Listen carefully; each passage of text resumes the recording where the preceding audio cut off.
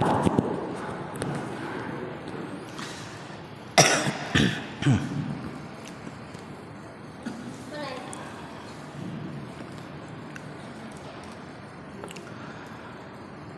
mulai.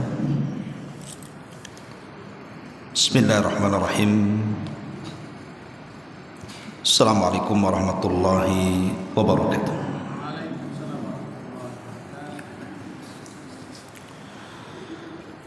Alhamdulillah wassalatu wassalamu ala Rasulillah wa ala alihi wa sahbihi wa mawalah wa la hawla wa la quwwata illa billahi wa ba'du. Alhamdulillah, di pagi menjelang siang ini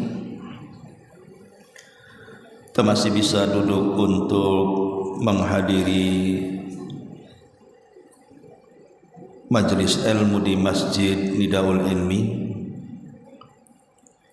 Salawat dan juga salam kita hadiahkan kepada Rasul kita Nabi besar Muhammad sallallahu alaihi wa ala alihi wasallam. Pembahasan di pagi menjelang siang ini kita akan membahas tentang dosa-dosa yang bisa menggugurkan pahala, bahkan sebagiannya bisa menggugurkan seluruh pahala. Dosa apa ini? Ma'asyiral muslimat yang dimuliakan Allah Subhanahu wa taala. Kita tahu bahwa kita sebagai hamba Allah Subhanahu wa taala yang Allah ciptakan dengan tujuan untuk beribadah kepada Allah. Artinya bahwa kita hidup ini diperintahkan untuk banyak beramal saleh dan berusaha untuk mengikhlaskan semua amal saleh itu untuk Allah Subhanahu wa taala. Dan kita tahu bahwa Allah Subhanahu wa taala sudah mentakdirkan bahwa setiap yang melakukan kebaikan, ibadah ataupun amal-amal saleh,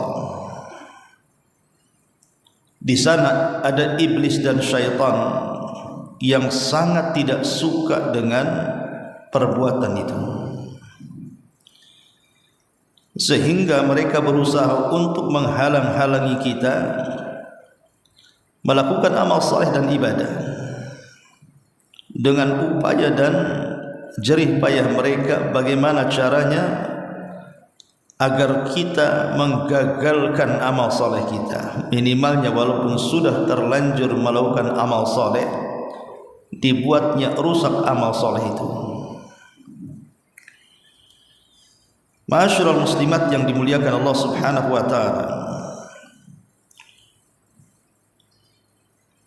melakukan amal saleh seperti seseorang melaksanakan salat, puasa, sedekah dan ibadah-ibadah yang lainnya, terkadang oleh sebagian orang itu mudah dilakukan, walaupun oleh sebagian orang mungkin sulit dilakukan. Tetapi bagi orang-orang yang mudah melakukan perbuatan kebaikan itu dan ibadah kepada Allah Subhanahu wa taala,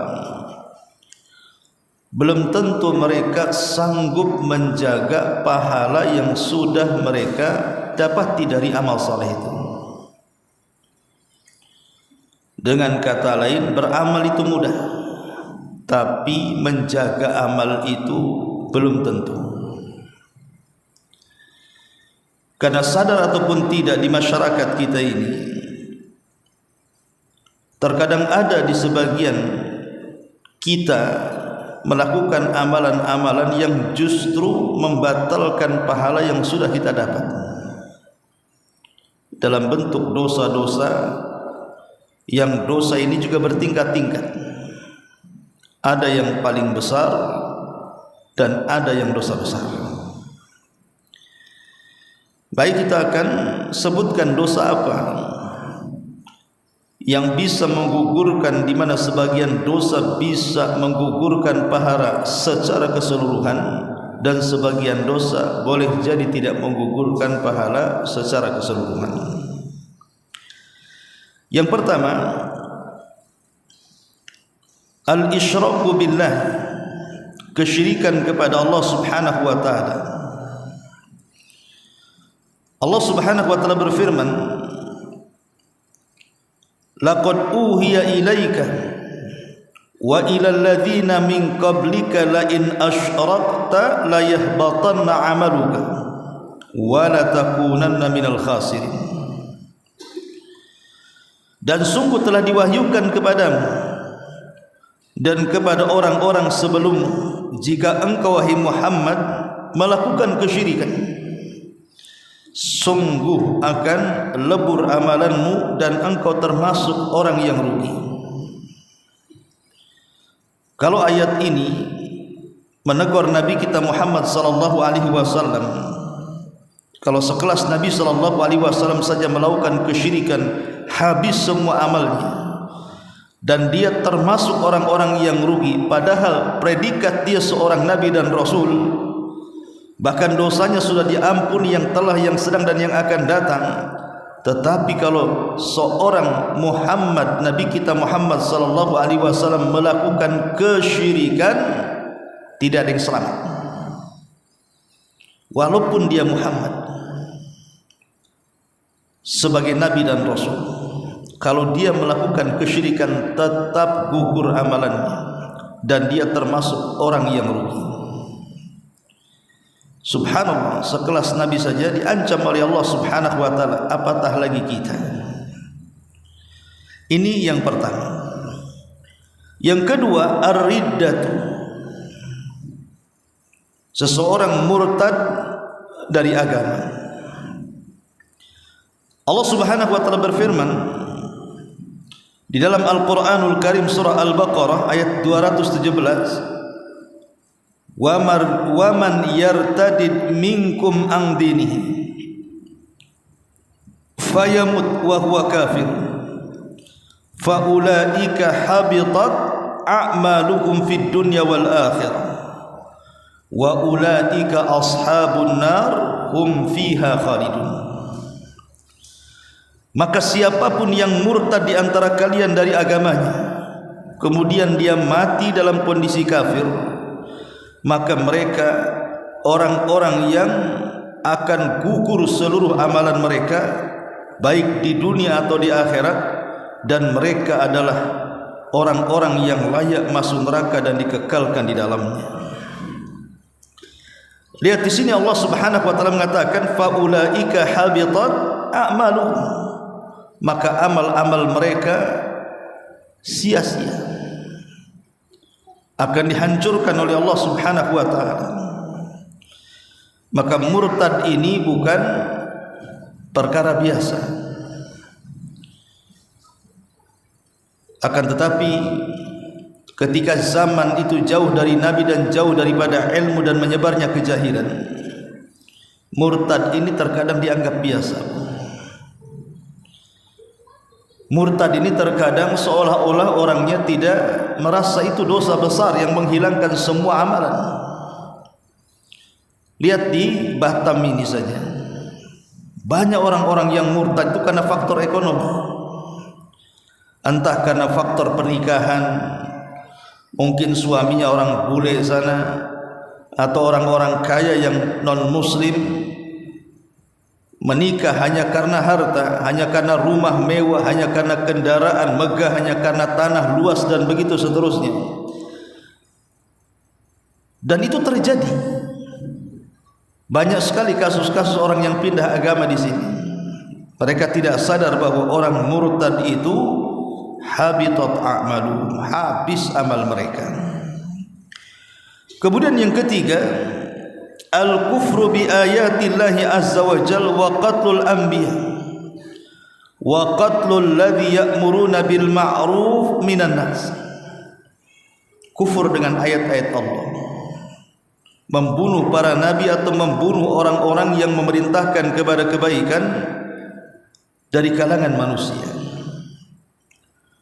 Dan itu disebutkan di dalam Al-Quran surah Al-Imran ayat 2122, di mana Allah Subhanahu wa taala mengatakan innal ladzina yakfuruna bi ayatillah wa yaqtuluna an-nabiyyina bighairi haqq wa yaqtuluna alladhina ya'muruna bil qisti minan nas fabashshirhum bi'adzabin alim ulaika alladhina habitat a'maluhum fid dunya wal akhirah wa ma lahum min nasirin. Orang-orang yang mereka kufur dengan ayat-ayat Allah, membunuh para nabi tanpa ada kebenaran, membunuh orang-orang yang memerintahkan kepada kebenaran dari kalangan manusia, habar gembirakan kepada mereka dengan azab yang pedih. Dan mereka adalah orang-orang yang lebur, hancur amalan mereka di dunia dan akhirat, dan tidak ada penolong bagi mereka kelak pada hari kiamat. Ini yang ketiga, kufur dengan ayat-ayat Allah Subhanahu wa taala. Betapa banyak orang-orang di zaman sekarang, Bu, itu yang mereka menentang ayat-ayat Allah Subhanahu wa taala yang jelas-jelas itu perintah. Terkadang di antara mereka ada yang mengolok-olok sebagian ayat Allah Subhanahu wa taala atau hadis-hadis Nabi sallallahu alaihi wasallam. Contoh, orang-orang yang mereka menganggap bahwa semua agama sama. Pada Allah Subhanahu wa taala mengatakan innad dina indallahil Islam, bahwa agama yang paling diridhoi di sisi Allah itu Islam. Bagaimana mungkin orang mengatakan semua agama sama? Padahal tidak ada agama yang paling diridhoi kecuali Islam. Tidak lain karena mereka kufur dengan ayat-ayat Allah Subhanahu wa taala. Dari mana segi perbedaannya? Ya jelas beda. Agama yang menyatakan Tuhan itu satu dengan agama yang mengatakan Tuhan itu tiga kan berbeda.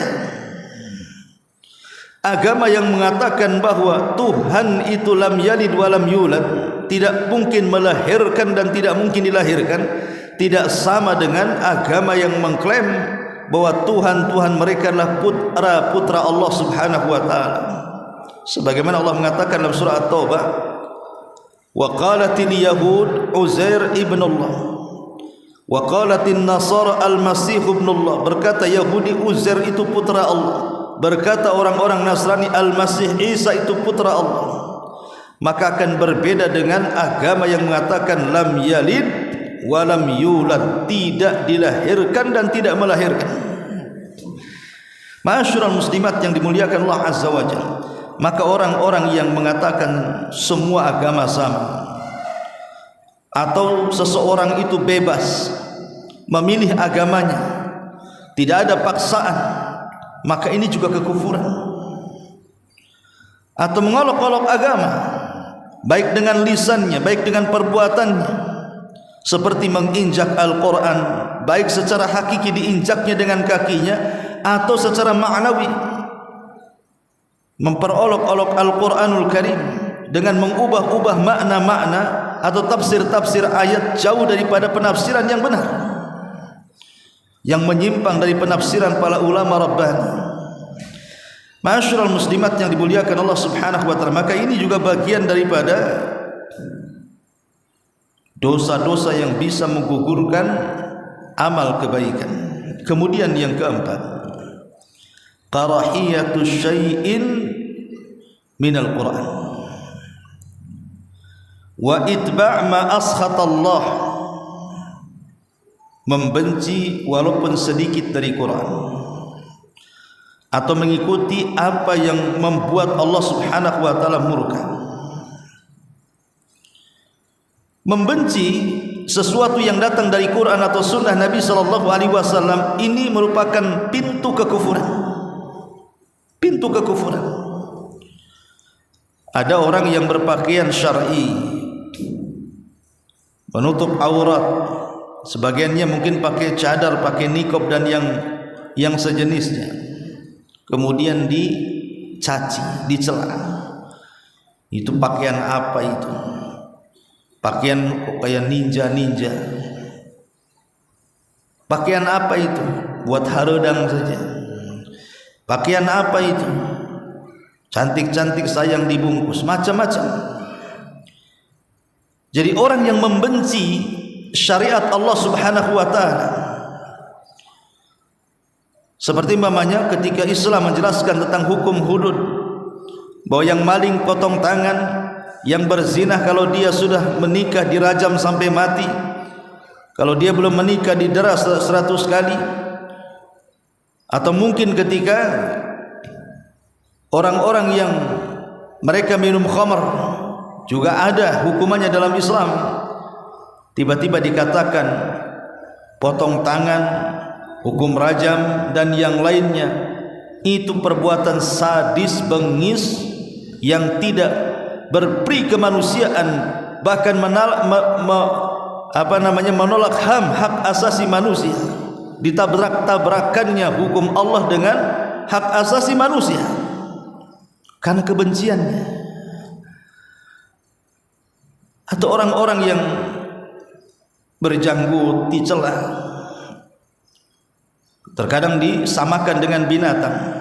Atau ada orang yang kemudian mengangkat sebagian kain di kakinya sehingga di atas mata kaki, diejeknya sehabis-habisnya dan lain sebagainya. Jadi orang yang membenci sedikit saja dari Quran atau dari sunnah Nabi SAW dan mengikuti apa yang membuat Allah murka, maka ini bagian daripada menggugurkan amalannya. Allah katakan dalam surah Muhammad, "Dzalika bi annahum karihu ma anzalallah fa ahbata a'maluhum." Itulah ketika mereka sangat membenci apa yang Allah Subhanahu wa taala turunkan, maka amal-amal mereka digugurkan Allah Subhanahu wa taala. Maka jangan sampai kita membenci sedikit pun dari Al-Quran dan Sunnah Nabi sallallahu alaihi wasallam, karena akibatnya fatal, bisa menggugurkan amal kita. Kemudian yang kelima, an-nifaq, perbuatan nifaq, kemunafikan, menampakkan keislaman tapi menyembunyikan kekafiran. Kalau di zaman Nabi sallallahu alaihi wasallam, orang munafik itu mereka takut menampakkan dirinya, karena sampai kalau ketahuan bisa dibunuh dia. Sehingga mereka pun bersembunyi-sembunyi, sampai-sampai banyak para sahabat terkecoh dengan orang-orang munafik dan tidak bisa membedakan mana munafik mana sahabat, termasuk Nabi. Kalau bukan karena Allah Subhanahu wa taala membongkar orang-orang munafik, hatta Nabi sendiri tidak tahu siapa mereka. Tapi Allah Subhanahu wa taala Maha mengetahui, diberitahu nama-namanya. Dan Nabi sallallahu alaihi wasallam memanggil Hudzaifah bin Yaman, sirrun Nabi, pemegang rahasia Nabi, untuk mencatat, dan tidak boleh ada yang tahu siapapun manusia kecuali dia dan Nabi sallallahu alaihi wasallam. Artinya di zaman Rasul orang munafik itu takut untuk terang-terangan. Tapi di zaman sekarang munafik itu terang-terangan, bahkan punya channel di YouTube, punya channel di TikTok, di Instagram, di apa? Untuk apa? Live dalam rangka menghina Islam. Padahal dia mengaku Islam, tapi dia hina Islam terang-terangan. Ma'asyiral muslimat yang dimuliakan Allah Subhanahu wa taala. Dan itu banyak di negeri kita ini. Orang-orang yang kemudian membuat khurafat-khurafat dalam Islam, menyuruh manusia untuk meminta-minta di kuburan, menyuruh manusia untuk percaya dengan kisah-kisah khurafat dan begitu seterusnya. Anda sedang merusak Islam atau sedang memperbaiki Islam? Ma'asyiral muslimat yang dimuliakan Allah Azza wa Jalla. Kemudian yang keenam, mushaqaqatur Rasul sallallahu alaihi wasallam atau mukhalafatu awamirihi. Orang yang berusaha untuk menyelisihi Rasul atau perintah-perintah Rasulullah sallallahu alaihi wasallam. Allah Subhanahu wa taala berfirman, innal ladzina kafaru wa saddu an sabilillah wa syaqqur rasula min ba'di ma tabayyana lahumul huda lan yadhurrullaha syai'a wa sayuhbitu a'malahum. Sesungguhnya orang-orang kafir, orang-orang yang mereka menghalang-halangi manusia dari jalan Allah dan mereka menentang Rasul setelah datang keterangan petunjuk bagi mereka, perbuatan mereka tidak memadaratkan Allah sedikit pun dan Allah akan menggugurkan amalan. Maka menentang perintah Rasul walaupun Nabi SAW sudah tiada, tetap fatal akibat. Jangan menentang. Ketika Nabi SAW memerintahkan agar kita jangan meninggalkan solat 5 waktu, maka jangan pernah meninggalkan solat 5 waktu. Karena kalau seandainya kita sampai meninggalkan solat, itu bisa menjurus kepada kekufuran. Ataupun orang yang sudah layak haji untuk haji, orang yang sudah mampu untuk zakat maka zakatkan. Ada orang yang sanggup untuk berpuasa Ramadan maka wajib berpuasa. Apapun perintah Nabi SAW, maka jangan sampai kemudian kita selisih, karena menyelisihi perintah Nabi SAW bisa menggugurkan amalan. Ma'asyiral muslimat yang dimuliakan Allah Subhanahu wa taala, ini 6 perkara yang berat-berat. Jadi 6 perkara yang saya sebutkan di sini, ini dosa-dosa yang paling berat yang akan menggugurkan keseluruhan amal. Di sana ada dosa-dosa juga bisa menggugurkan amalan, tapi tingkatnya di bawah. Pertama, hasad. Orang yang hasad, yang bercita-cita supaya kenikmatan yang Allah berikan kepada orang lain hilang dan berpindah kepadanya, atau berangan-angan agar kenikmatan orang lain hancur walaupun tanpa harus berpindah kepadanya. Dua-duanya hasad. Dan hasad ini penyakit masyarakat, penyakit yang terkadang tidak ada yang sanggup lepas, sampai kepada orang-orang yang sudah hijrah sekalipun masih juga bisa hasad. Okelah kalau orang-orang awam yang mereka jarang hadir di majelis ilmu, yang belum hijrah, mungkin bahasa kita mungkin kurang ilmu sehingga mereka masih menampakkan hasad mereka. Tapi kalau orang sudah ngaji kan aneh, kalau di hatinya ada hasad itu aneh. Karena hasad ini kata Nabi SAW, iyyakum wal hasad, hati-hati kau jangan hasad. Fa innal hasada ya'kulul hasanati kama ta'kulun narul hatab. Hati-hati jangan hasad, karena hasad itu bisa memakan kebaikan seperti kayu bakar, seperti api melahap kayu bakar. Cobalah ibu bawa kayu bakar ditumpukan, kemudian ditaruh api di situ. Hitungan beberapa waktu saja sudah habis seperti debu. Itulah bahayanya hasad. Memang hasad itu tidak mungkin lepas dari manusia. Saya, ibu, siapapun pasti ada hasad. Tapi ulama mengatakan orang yang baik pasti menyembunyikan hasadnya, tapi orang yang jahat pasti menampakkan hasadnya. Maksud orang baik menyembunyikan hasadnya apa? Dan maksud orang jahat menampakkan hasadnya itu apa? Maksudnya orang baik menyembunyikan hasadnya, ya memang dia hasad kepada tetangganya, tapi tidak pernah dibicarakan. Cukup antara dia yang tahu, orang lain tidak ada yang tahu. Tetapi orang jahat menampakkan hasadnya dia tampakkan hasadnya dengan ucapannya, dengan gibahnya, dengan namimahnya, dengan menghasutnya, menjelek-jelekan, menceritakan kepada orang lain. Maka itulah yang disebut bahwa al-la'imu yudhir hasadah. Adapun orang-orang yang lain, yang jelek, yang jahat, itu suka menampakkan hasadnya. Adapun orang baik, maka dia akan menyembunyikan hasadnya.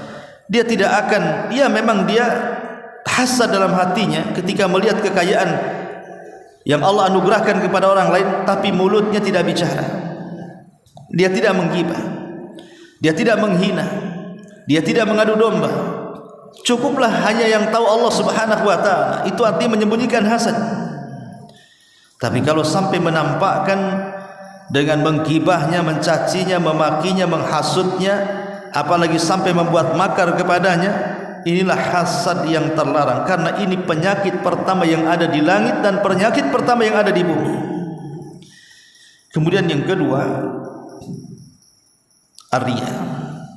Dalam beramal ingin dipandang orang, dalam beramal ingin dipuji orang, dalam beramal ingin didengar orang. Riya. Allah Subhanahu wa ta'ala berfirman, "Man kana yuridul hayatad dunya wa zinataha nuwaffi ilaihim a'maluhum fiha wa hum fiha la yubkhasun.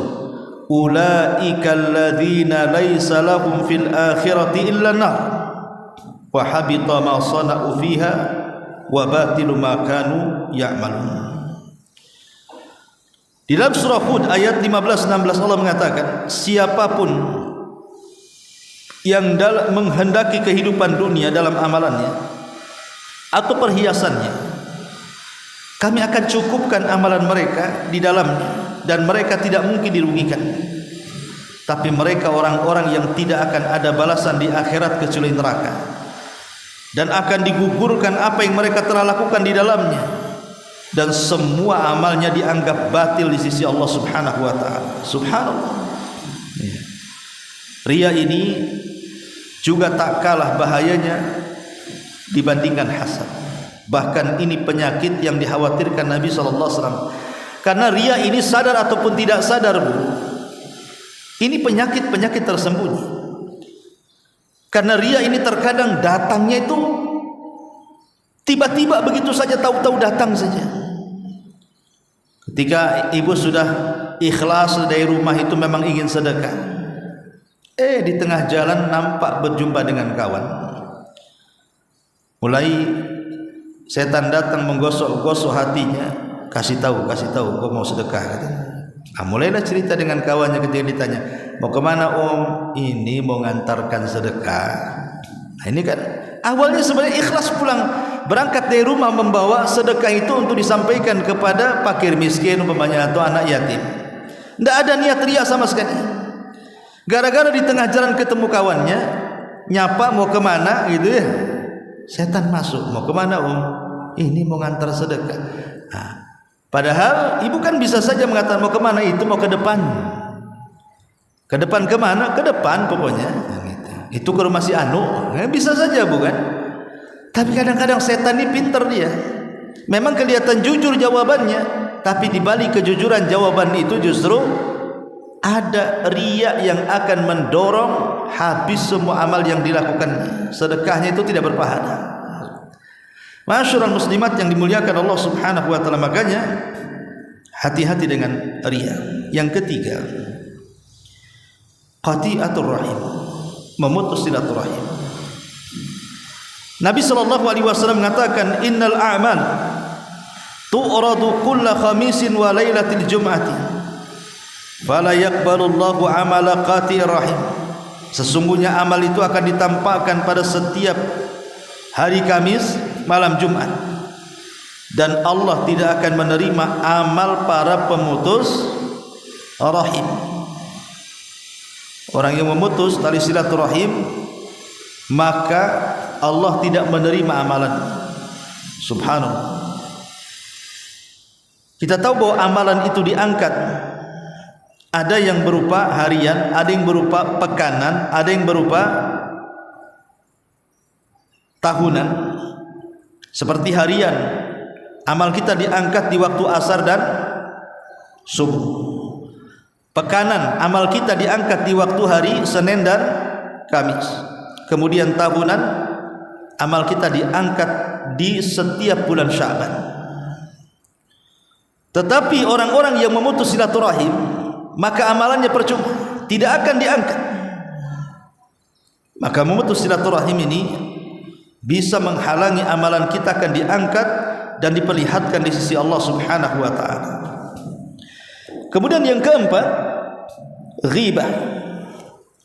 Orang yang menggibah, dzikraka akhaka bima yakrah, kata Nabi. Engkau menyebutkan saudaramu dan kalau dia dengar dia tidak suka. Itulah ghibah. Kita menyebutkan saudara kita, apakah penyebutannya baik ataupun jelek, kalau dia mendengar dan tidak suka dengan cerita kita, maka itu ghibah. Subhanallah.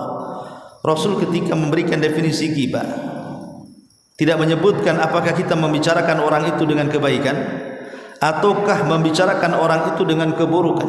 Kalau dia dengar tidak suka, itu namanya ghibah. Tapi umumnya ghibah itu tidak ada membicarakan orang kebaikan, rata-rata keburukan. Menggibah orang itu kan rata-rata yang diucapkan keburukan, mengumbar aib orang, menjelek-jelekan orang, menghina orang. Makanya ghibah ini juga bisa membatalkan amal. Karena nanti pada hari kiamat ada orang-orang yang dianggap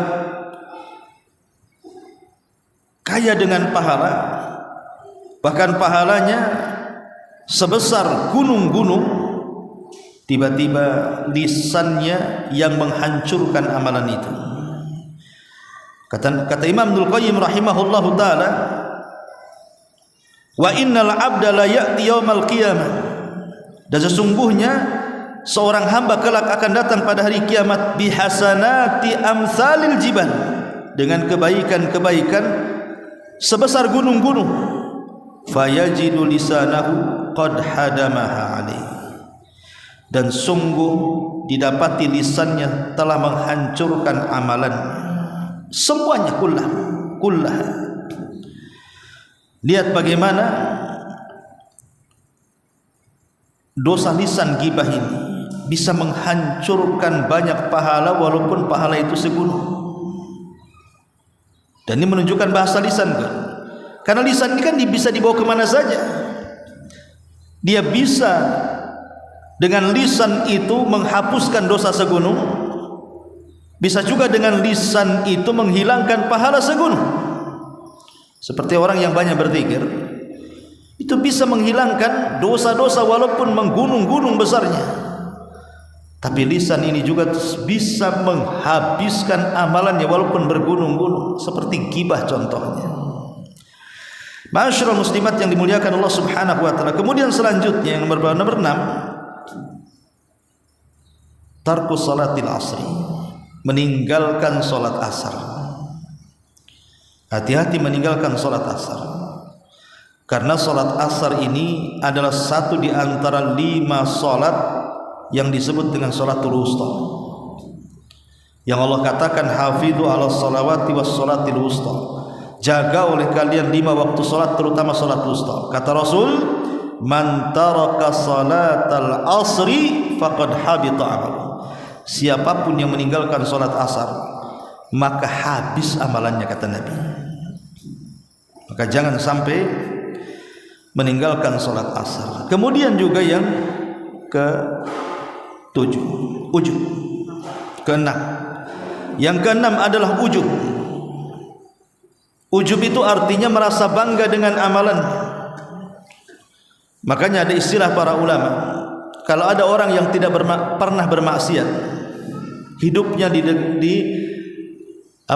dihabiskan untuk beribadah, tapi dia merasa ujub dengan amalannya, itu tidak lebih baik dibandingkan orang yang bergelimang dengan dosa tapi dia selalu menangis dan ingin bertobat. Saya ulangi, ada orang yang menghabiskan hidupnya untuk ketaatan, Salat tinggal, tidak pernah tinggal. Puasa tidak pernah tinggal. Tahajud tidak pernah tinggal. Sedekah tidak pernah tinggal. Silaturahim, sebutkan kebaikan, dia tidak pernah tinggal. Sempurna dengan kebaikan. Tapi hatinya ujub, merasa lebih hebat dibandingkan orang, merasa lebih baik dibandingkan orang. Yang seperti ini kata Rasul, kata para ulama, tidak lebih baik dibandingkan orang yang bergelimang dengan dosa tetapi selalu menangis karena takut kepada Allah dan ingin bertobat. Karena ujub ini adalah perbuatan iblis, dosanya iblis yang mengatakan di hadapan Adam, ana khairum minhu, saya lebih baik dibandingkan si Adam. Ujub. Maka jangan sampai ujub. Kemudian yang nomor 7, at-ta'ali 'ala Allah. At-ta'ali 'ala Allah, kurang ajar dengan Allah Subhanahu wa taala atau melampaui batas dari batasan yang Allah sudah batasi. Seperti mudah memponis orang, merasa kita lebih baik dari orang, akhirnya kita ponis orang. Si anu itu sholat pun tidak, langsung neraka dia. Si anu bakhil, nggak pernah lihat sedekah, neraka dia. Jadi memponis-ponis orang, dimasukkan ke neraka. Ini bahaya, karena yang berhak memasukkan orang ke neraka bukan kita, Allah Subhanahu wa taala, dia yang punya neraka. Makanya kenapa Nabi sallallahu alaihi wasallam ketika menjelaskan tentang dua manusia, yang satu ahli ibadah, yang satu ahli maksiat, yang ahli ibadah ini mengatakan kepada ahli maksiat, wallahi la yaghfirullahu lak aw wallahi la yunjika minan nar. Demi Allah, Allah tidak akan mengampuni dosamu, atau demi Allah, Allah tidak akan mengeluarkan kamu dari api neraka. Maka setelah keduanya meninggal, yang ahli ibadah Allah masukkan ke neraka, yang ahli maksiat Allah masukkan ke surga. Kenapa? Karena kemaksiatannya tidak sampai kepada tingkat kufur dan syirik. Dia masih bisa bertobat, dan tahta masyiatillah, dosanya masih di bawah kehendak Allah. Kalau Allah mau, Allah ampuni, kalau Allah mau, Allah tidak ampuni. Tapi orang ini sudah memponis orang, Allah tidak akan mengampuni dan Allah akan masukkan dia ke neraka, padahal dia tidak tahu bahwa Allah justru mengampuni dan masukkan ke surga. Itu namanya at-ta'adi 'ala Allah, sombong dengan Allah Subhanahu wa ta'ala. Kemudian yang nomor 8 juga at-takdzibil qadar, mendustakan takdir. Kalau seandainya ibu tertimpa musibah, kenapa si aku saja ketimpa? Kalau melihat anak kita sakit, anak orang sehat, kenapa si anak aku sakit, anak orang sehat? Kalau seandainya usaha kita ini gulung tikar, dia mengatakan, ya Allah, kenapa si aku saja yang gulung tikar, kenapa orang itu kebentang-bentang tikar? Kalau umpamanya seseorang itu mungkin ada kematian dari orang yang tercinta, dia mengatakan, kenapa dia mesti yang mati, kenapa enggak si anu saja yang mati? Menolak takdir, mendustakan takdir. Maka ini juga bisa menggugurkan amal, at-takdzibu bil qadar. Ma'asyiral muslimat yang dimuliakan Allah Subhanahu wa taala, termasuk juga yang nomor 9, intihaku hurumatillah, menyobek kehormatan Allah Subhanahu wa taala di saat fil khalawat, di saat tidak ada yang tahu kecuali dia dengan Allah Subhanahu wa taala. Jadi kalau kita sedang bersendirian, tidak ada yang tahu, tapi di depan kita ada handphone, mulai mengambil handphone, tujuannya bagus, nengok kajian, tapi lama-lama channelnya geser. Dari nengok kajian yang belum selesai jadi nengok sinetron, drakor, drama Korea, atau nengok yang tidak-tidak, atau nengok yang tidak pantas untuk dilihat, atau nengok yang menghabiskan waktu-waktunya yang tidak ada manfaat dan tidak ada faedahnya sama sekali. Majlis-majlis tertawa sepanjang masa yang ada di YouTube itu. Maka orang-orang yang diam-diam tidak ada yang tahu kecuali dengan Allah, kemudian dia menerjang keharamannya, maka ini bisa menggugurkan pahala walaupun sebesar gunung Tihama. Dan itu disabdakan oleh Rasul, la'alamanna aqwaman min ummati ya'tuna yaumal qiyamah bihasanati amthali jibalin Tihama bidhan fayaj'aluha Allahu azza wa jalla haba'an manthura. Kata Rasul, saya akan kasih tahu kalian tentang sebuah kaum dari umatku, mereka datang pada hari kiamat dengan membawa kebaikan sebesar gunung Tihama, tapi Allah habiskan di hadapannya, Allah gugurkan di hadapannya. Kenapa? Sahabat bertanya, apa salahnya? Bukankah dia sudah membawa pahala sebesar gunung Tihama? Maka Rasul mengatakan, amma innakum ikhwanukum wa min jildatikum wa ya'khuduna minal laili kama ta'khudun walakinnahum aqwam idza khalau bi maharimillahi intahakuha. Mereka adalah saudara kalian juga, kulitnya seperti kalian, mereka juga handal salat malam, tetapi apabila mereka bersendirian, di depannya ada keharaman Allah, diterjangnya keharaman itu dan dilakukannya, dia tidak sadar bahwa dia sedang diawasi Allah. Ya, mungkin orang tidak melihat maksiat kita, tapi Allah melihatnya, dan itu menunjukkan kita tidak punya rasa malu kepada Allah Subhanahu wa taala. Wajar kalau seandainya amalan yang sudah kita lakukan gugur gara-gara dosa yang tidak terang-terangan. Kemudian nomor 10, sedekah. Kemudian di balik sedekah al-man wal adha. Di balik sedekah itu mengungkit-ungkit dan menyakiti orang yang disedekahinya, alias mengungkit-ungkit sedekah atau menyakiti orang lain dengan sedekah. Maka ini juga hal-hal yang bisa menggugurkan amalan. Lalu apalagi yang bisa menggugurkan amalan? Mendatangi dukun. Orang yang mendatangi dukun itu sholatnya 40 hari tidak diterima, dan kalau sampai membenarkan maka bisa keluar dari Islam karena dia sudah berlepas dari syariat Rasul sallallahu alaihi wasallam. Kata Nabi SAW, man ata arrafan fasa'alahu an syai'in lam tuqbal lahu salatu arba'ina laila. Siapa yang datang ke arraf, tukang ramal, kemudian bertanya tentang sesuatu, belum membenarkan tapi sholatnya 40 hari sudah ditolak, maka jangan datang ke dukun, jangan percaya dengan dukun. Kemudian yang nomor 11, memelihara anjing. Ibu jangan memelihara anjing, selucu apapun anjing tetap lucu anak ibu. Walaupun anjing itu anjing kecil, lebih kecil dari kucing, lebih lucu dari kucing, lebih pintar dari kucing, yang namanya anjing tetap anjing, tidak boleh dirawat karena itu binatang najis. Ini lihat bagaimana Rasul mengatakan, manik tana kalban laisa bikalbi saydin wala masyiatin wala ardin fa innahu yanqusu min ajrihi qiratan yaumal qiyamah, qiratan kulla yaumin. Barang siapa yang merawat anjing, menjaga anjing, padahal bukan anjing untuk berburu, padahal bukan anjing untuk menjaga hewan, padahal bukan anjing untuk menjaga tanah, kecuali setiap hari pahalanya dikurangi 2 qirat, dan 1 qirat itu besarnya segunung Uhud. Berarti 2 qirat besarnya 2 gunung Uhud. Lihat, pahala jelas hilang setiap hari 2 gunung Uhud, padahal amal kita dalam sehari belum tentu dapat seperti gunung Uhud.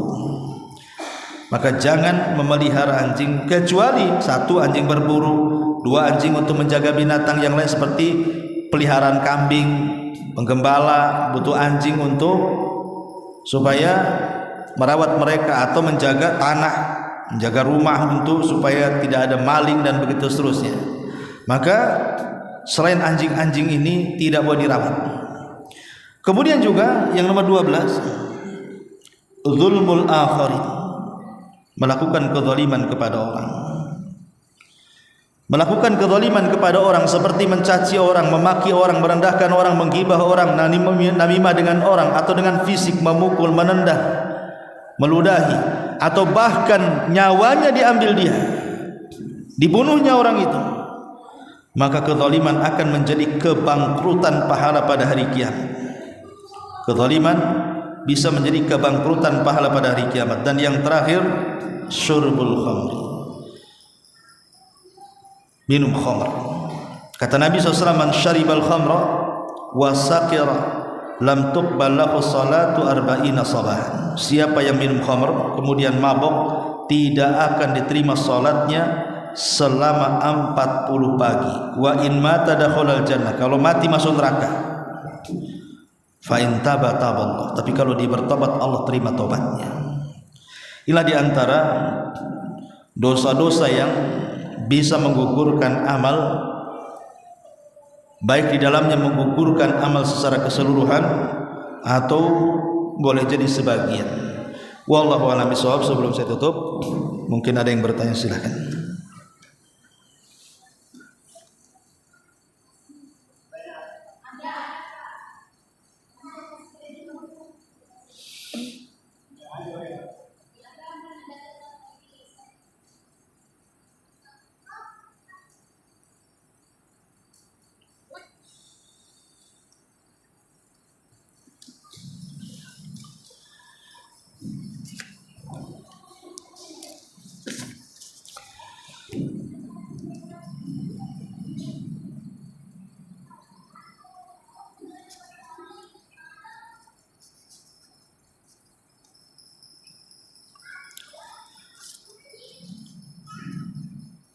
Iya, di sini ada dua pertanyaan. Bagaimana tata cara sujud sahwi ketika kita lupa akan hitungan rakaat salat? Apakah dilaksanakan sebelum salam atau setelah salam? Syukran, barakallahu fikum, barakallahu fikum. Taib. Tentang masalah tata cara sujud sahwi, kita tahu bahwa sujud sahwi itu penyebabnya 3 macam. Pertama karena penambahan, yang kedua karena pengurangan, yang ketiga karena keraguan. Yang menyebabkan orang sujud sahwi itu 3: menambah salat, menambah rukun gitu ya, rakaat, atau mengurangi, atau ragu-ragu. Nah, di situ disyariatkan sujud sahwi. Lalu bagaimana caranya? Apakah sujud itu setelah salam atau sebelum salam? Maka kita katakan, lihat kesalahannya. Kalau kesalahannya dalam rangka penambahan, karena ada penambahan dalam sholat, sudah zuhur 4 rakaat, ibu tambah pula 5 rakaat, maka kalau seperti ini dilakukan setelah salam. Kemudian yang kedua, pengurangan, baru 3 rakaat sholat zuhur ibu sudah salam, diingetin kurang serakaat, akhirnya ibu bangkit menyempurnakan yang serakaatnya, maka lakukan sujud sahwi sebelum salam. Itulah bedanya. Kalau penambahan setelah salam, kalau pengurangan sebelum salam. Wallahu a'lam. Adapun pertanyaan yang kedua, Ustaz, uzur apa saja yang membolehkan kita menjama' dan mengqashar salat? Karena kesibukan tidak melihat jam hingga terlewat waktu sholat zuhur. Karena teringat sudah hampir masuk waktu sholat asar, apakah hal itu termasuk dosa yang bisa menghilangkan pahala? Harus dibedakan antara qashar dan jama', Bu ya. Kalau qashar itu hak musafir. Ingat, qashar itu dia adalah hak orang yang safar. Orang yang mukim tidak boleh qashar. Kayak kita ini kan tidak kemana-mana, di rumah nggak boleh qashar. Karena qasar itu hak musafir, boleh dilakukan ketika safar saja. Tapi kalau jama' itu tidak mesti safar. Orang mukim pun boleh melakukannya karena jama' itu terkait dua-duanya. Bisa dilakukan ketika safar, bisa dilakukan ketika mukim. Seperti umpamanya ketika dia safar, maka safar itu membolehkan seseorang jama'. Ataupun orang sakit dengan sakit yang parah sehingga kurang istirahat, kalau setiap waktu dia bangun, setiap waktu bangun, minum berwudu kemudian salat, sehingga mengganggu istirahat dia, sehingga melambatkan kepulihannya, melambatkan memulihkan dia dari kesehatannya, maka boleh dijama' supaya cukup istirahatnya dan supaya cepat sembuh. Atau mungkin kita berada di tempat yang banyak najisnya, umpamanya di tempat pembuangan sampah, kita tidak bisa keluar dari situ, maka kita boleh menjama'. Ataupun mungkin dalam kondisi kita berada di pesawat, maka kita boleh menjama'. Umpamanya naik pesawatnya jam 9 pagi, sampai sananya jam 4 sore, kan nggak mungkin kita turun, paksa kita jama' ya di pesawat ataupun ketika turunnya. Jadi itulah diantara hal-hal yang dibolehkan tentang orang itu boleh melakukan jama'. Yang penting alasannya adalah masyaqqah, alasannya adanya keberatan. Kalau dikerjakan sholat itu sendiri-sendiri sesuai dengan waktunya, ada rasa keberatan, pengen ada acara ya, supaya agak ringan dijama' aja lah biar acaranya lancar gitu ya. Wallahu alam. Ini diantara alasan-alasan bolehnya menjama' atau mengqashar sholat. Baik, sampai di sini mudah-mudahan manfaatnya. Subhanallah bihamdika asyhadu an la ilaha illa anta astaghfiruka wa atubu ilaik. Allahu ta'ala alam. Assalamualaikum warahmatullahi wabarakatuh.